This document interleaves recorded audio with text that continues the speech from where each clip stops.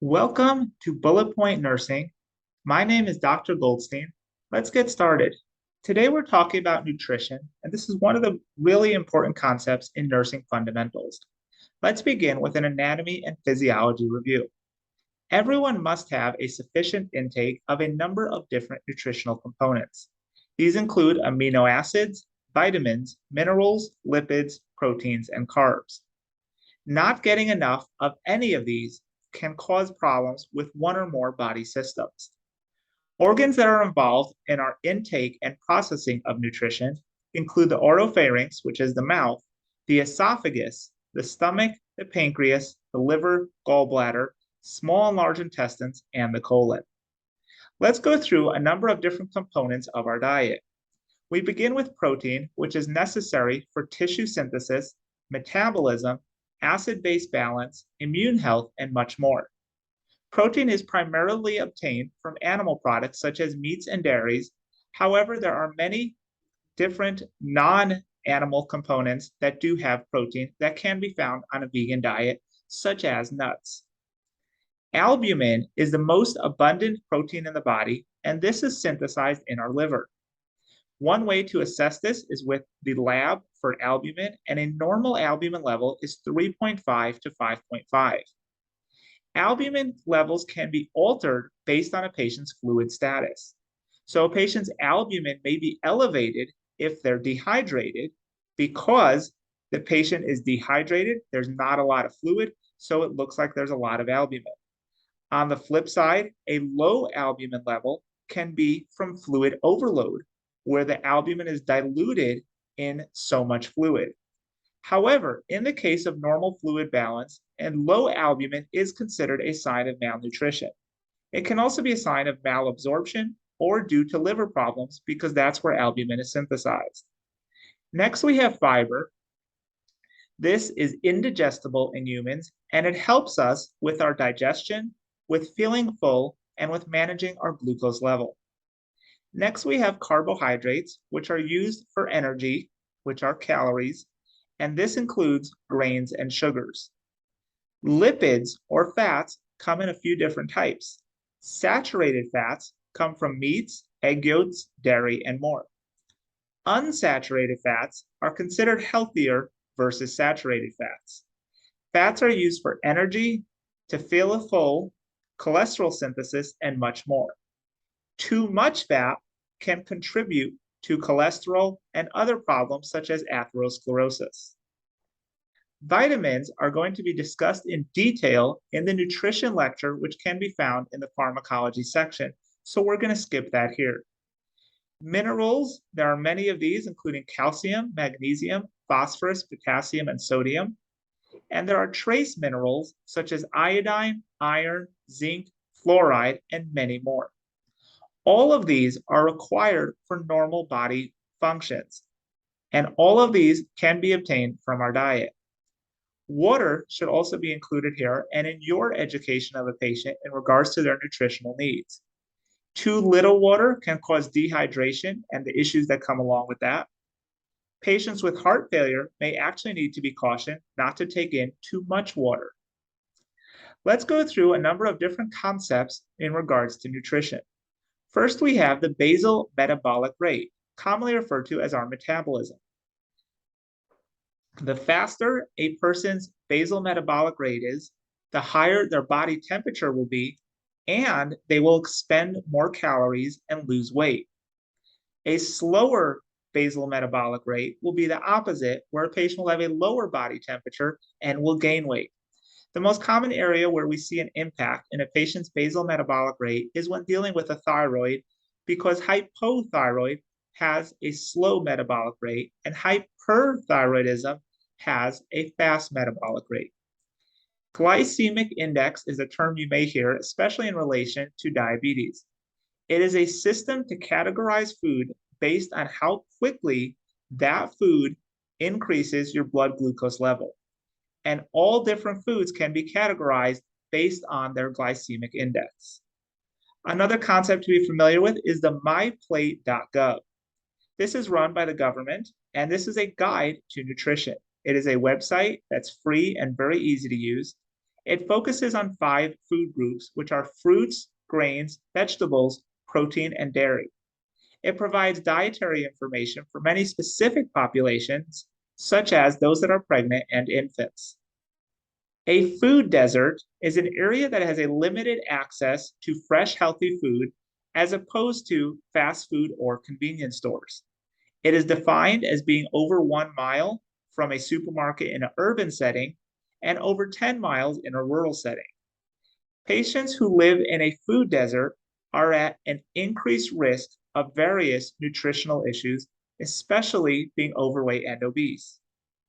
Next, we have registered dietitian. A registered dietitian may be consulted for patients that have dietary issues or diseases that can be managed with diet as one component of it. A registered dietitian is a licensed professional that works on improving patients' health through nutrition. However, please note there are other professions out there, such as nutritionists, that are not regulated and are not licensed professionals that a registered dietitian is. Next, we have our body mass index. This is likely the most popular formula for determining body fat, and it's done based on height and weight. A person who has a BMI under 18.5 is considered underweight. 18.5 to 24.9 is healthy. Over 25 is overweight, and over 30 is obese. You may also see over 40 as referred to as morbidly obese. As a nurse, you may see patients that have various diet orders. These can be regular, which is no specific nutritional requirements or restrictions, a renal diet, which is fluid and electrolyte management for those that have kidney issues, a diabetic diet, which controls calories and carbs to manage diabetes, the DASH diet, or dietary approach to stop hypertension, also referred to as a cardiac diet. This is geared towards lower salt and lower fats for improved cardiac health. Next, we have some ways that patients may get their food. Mechanical soft is a specific consistency that is used for those with trouble chewing. Liquid can be full liquid or clear liquid. A liquid diet that's full liquid would allow soups, shakes, yogurts, etc. Or a clear liquid diet would be water, juices, popsicles, etc. NPO, or non-per-oral, means nothing by mouth. It's used for when a patient is preoperative to prevent complications in the OR. It's used for patients that are unable to swallow or unresponsive. Next, we're going to look at various feeding options that we have other than just eating. We can give patients what's called enteral nutrition. These can be given via a number of different tubes, such as an NG tube, which is a nasogastric tube from the nose into the stomach, an OG tube, which is an oral gastric tube from the mouth to the stomach, a G tube, which is placed through the lining of the stomach by a surgeon into the stomach, a J tube, which again is created through the abdomen into the jejunum, an NJ tube, an ND tube, and several others. These tubes are used to provide full nutritional components to the patient without the patient having to use their mouth. Then we have total parenteral nutrition, whereas enteral nutrition goes into the GI system and still gets processed very similarly to the way we would regularly process what we eat. TPN, or total parenteral nutrition, is actually given into an IV, and it already contains, no need for digestion, all of the amino acids, proteins, lipids, etc. that we need to survive. Because of a high risk of extravasation, which means damage to the local tissue if the IV infiltrates, this should be given via a central line. Next, we're going to go through a number of different factors that impact a patient's nutrition. First, we have lifespan development. Patients that are growing at different stages will require different nutritional needs. This begins in infancy and goes all the way up into geriatrics, whereas each age will have specific requirements. We're not going to go into each of those, but let's talk about a few highlights. Infants require breast milk or another commercially available formula and they cannot receive cow's milk until they are at least 1 year old. Pregnancy will require an adequate intake of folic acid, and a near universal recommendation is for patients who are even, or for females who are even trying to become pregnant, to already start to take supplemental folic acid. Patients who are pregnant and or breastfeeding require extra calories in their diet, depending on the text you look at, somewhere around an extra 300 to 500 calories per day. Patients who have issues with alcohol or drugs can have many nutritional deficiencies. This can be related to not eating or to eating poorly. Specifically, those that have alcohol use disorder have a known risk of having thiamine and folic acid vitamin deficiencies. Many medications can impact a patient's diet and nutritional status. This can be from impacting their appetite by making it more or less, by speeding up or slowing down their metabolism, by making them constipated, nauseous, or many other factors that can impact their overall nutritional status. You will often have patients who are vegetarians and or vegans. These patients may require special education on how to meet their dietary needs. Specifically, those on a strict vegan diet can have deficiencies in several vitamins that are most commonly found in animal products, especially B12, because that is only available from animal products. Iron, vitamin D, and many others may also be hard to come by on a vegetarian or vegan diet. Patients who are ill and hospitalized are what we care for as nurses. Many of these patients are going to have specific nutritional issues while they're in our care. Vomiting and diarrhea, as we already mentioned, can impact a patient's nutritional status, especially their fluid level.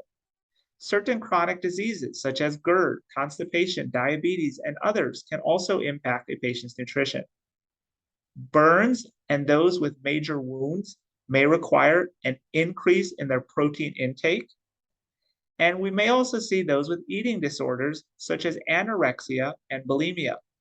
Anorexia is where patients do not eat and starve themselves, and bulimia is where patients binge and then purge.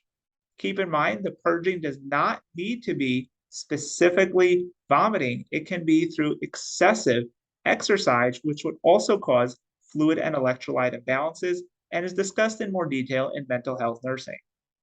Finally, depression and or stress can result in many people in an unhealthy increase or decrease of their caloric intake. Thank you for watching. Here are your references. Have a great day.